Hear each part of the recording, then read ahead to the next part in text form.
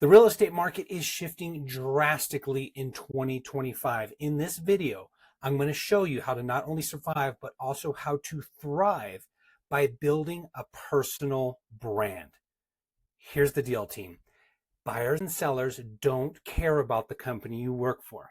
They don't care about the brokerage you work for. They don't care about the building that you walk into in any given day. They care about you as an individual. If you're not building a personal brand, you're invisible in today's real estate market. The personal brand is what connects you directly with buyers and sellers. It's what gives them that feeling of connection with you and that desire and that want to, that need to, that have to work with you feeling.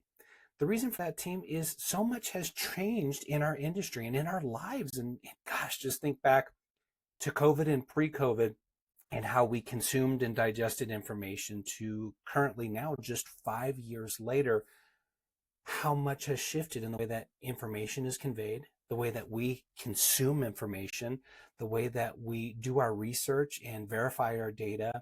And not mincing words, team, we have fully entered and kicked down the door of the age of transparency. Consumers demand transparency. I don't know about you.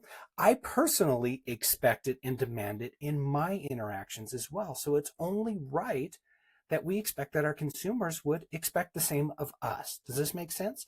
And what they do, when I say they, what consumers do is they look for those that they connect with most. And how do they connect with you? Through your brand. Are you building a personal brand? Are you still marketing and advertising? Or are you actually building a brand that's transparent, that's authentic, that's you, and allowing you to organically connect with consumers?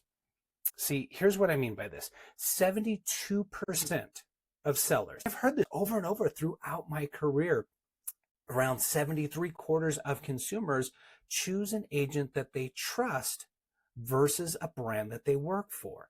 Now, forget the accuracy of whether this data is correct. Think about you. Think about how you behave as a consumer.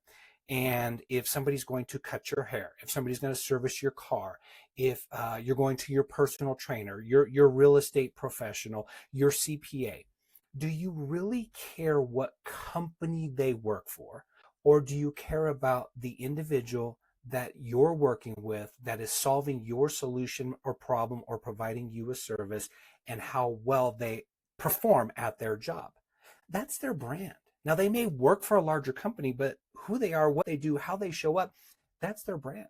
So going back to the age of transparency and us entering this age of transparency, we're at a stage in our economy and in our lives where we expect the business professionals we work with, we expect the politicians, we expect anybody and everyone that we associate with to be transparent, to be open, to be honest. The wizard has come out from behind the curtain, and we need to see how this wizard pulls the levers.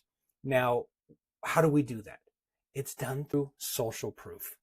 And for you, building your brand, step number one, why people buy into you and not a company is because social proof, transparency, and authentic content is what drives connection. No longer are we reliant on advertising and marketing and brand. And I'm the greatest agent since sliced bread, and I closed 10,000 deals last year, and that's why you need to work with me. Here's my favorite. I have local market share, local market knowledge. Guess what? Me, you, and every other agent has market knowledge in the particular area or any area that we choose to look into with data insights. So how do we build this personal brand? How do we build this social proof? How do we bridge these differences and create trust and connection with our clients, especially if there's a client base out there that we've never even met or we've never even known? Well, we show up organically. You know, social media is a term that we use quite frequently, but it has definitely lost its meaning because we used it in our linguistics so frequently. But it literally is social, all-encompassing of our society and our socializing, and it's a medium, it's a method, it's a form of communication. That's what social media is.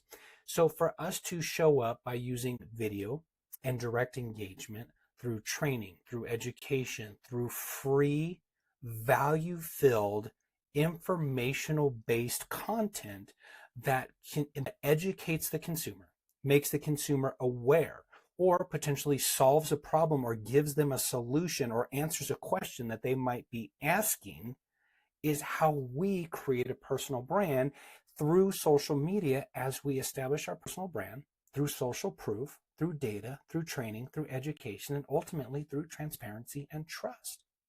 That's how we build a social brand. So let's talk about part 2 in regard to transparency and organic content, and how these two things combined is what creates massive growth. So although I talked about social media and how it is an amazing medium for us to be able to have a platform to share, to educate, and to just solve problems for the general consumer base that ultimately will drive us more business, it also has created the opportunity for people just to throw as much against the wall and hopefully see what sticks in the way of misinformation, bad information, or just flat out empty calories, marketing with no substance, no value. We see this a lot with clickbait type information that what the title says isn't necessarily the information that we're receiving, or that it's just empty calories. There's just real no substance. It's kind of just stringing us along, leading us into something else that doesn't provide value. We provide value through educating and solving problems, providing solutions, answering questions. My goal here, and I realize I do ramble a little bit, but my goal here is to solve your problem of how do I create a personal brand? Well, step 1, understanding why people buy from you versus a company. I've already explained that. Step 2, how transparency and organic content can build growth. This is a transparent, organic content conversation in the grand scheme of things. Hopefully, possibly, maybe this will enable my brand and my company and my organization to grow based on this value offering. Same thing applies to you. If you're working in a local market area as a real estate professional, by providing market insights, data-driven insights, consumer behaviors, understanding what's going in your marketplace, understanding the supply and the demand, and educating not only your sellers but also your buyers in regard to these trends, that enables you to position yourself as an expert in that area. Does that area need to be geographically limited to a particular zip code? No. It can include multiple areas as long as you are knowledgeable in that marketplace. All you need to do is understand the data, understand the trends, provide that information, and reach out to the largest audience possible, provide solutions to their problems, and from there you'll grow a business. Number 3, data is king. I've alluded to this a few times in leading up to this point, but we can use data to build authority. If you're working in a particular market area and you know that there's X amount of homes that are sold in any given month, you know that they're on market Y amount of days, if you know that there's Z amount of price reductions, and you know the turnover rate is a certain percentage, that's data.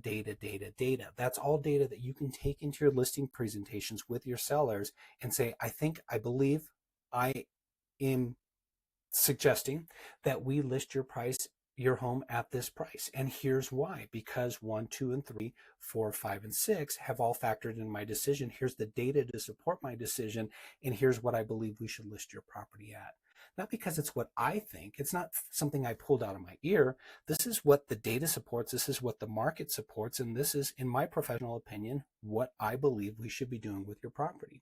See, team, we have to understand that in the real estate industry and sales in general, but I'm going to speak specifically into real estate because that's the industry I know most intimately, is we are paid to lead.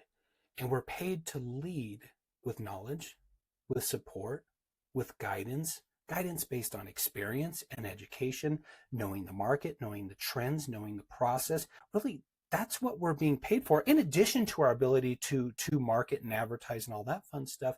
But we're being paid to facilitate an entire process. So before, it used to be, and goodness, I've been in this business for 2 lifetimes. Before, it used to be, well, this is what's usual and customary. This is the process. This is how things are done. This is how it works.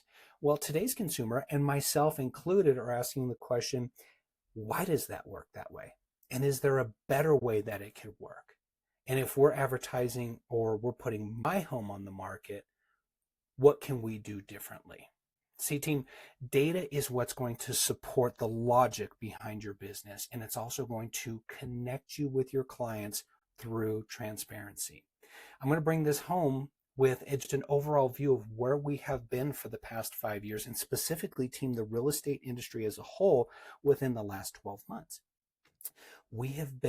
The industry has been, real estate transactions have been under a microscope. They've been in the courtrooms in regard to how commissions are handled. They've been in the court of public opinion. They have the process as a whole has been looked at, revamped, restructured, and we're entering into a new era. I think it's actually a good thing. Why? Because I'm a firm believer in transparency and openness and just explaining the process from A to Z. In fact, I tend to over explain things to the annoyance of folks sometimes, but it's important that everybody understands the process. I think transparency is absolutely amazing. And I think our industry has entered an era of transparency. So how does this apply to you? You can build the most powerful, authentic brand by backing these three main pillars. One, understanding that clients want to work with you because they know you, they like you, they trust you, and they've received value from you prior to even engaging with you for your services. And they've received that through organic reach, through your social media, and through your offering, your education, and your solution-based approach. And the third thing is, when you finally do work with your client, remember, data is king. Support every decision with data, verify the accuracy of all the data, and keep your clients involved in the process from A to Z so that you can not only continue to maintain their trust, you can build upon that trust and ultimately continue to build your brand. With that said, team, go out there, build a powerful brand. Remember, you are powerful. You have amazing capabilities, and you can grow from where you are today to where you want to be by putting forth the necessary steps day by day, week by week, month by month. Get out there, be powerful. Talk soon. Bye-bye.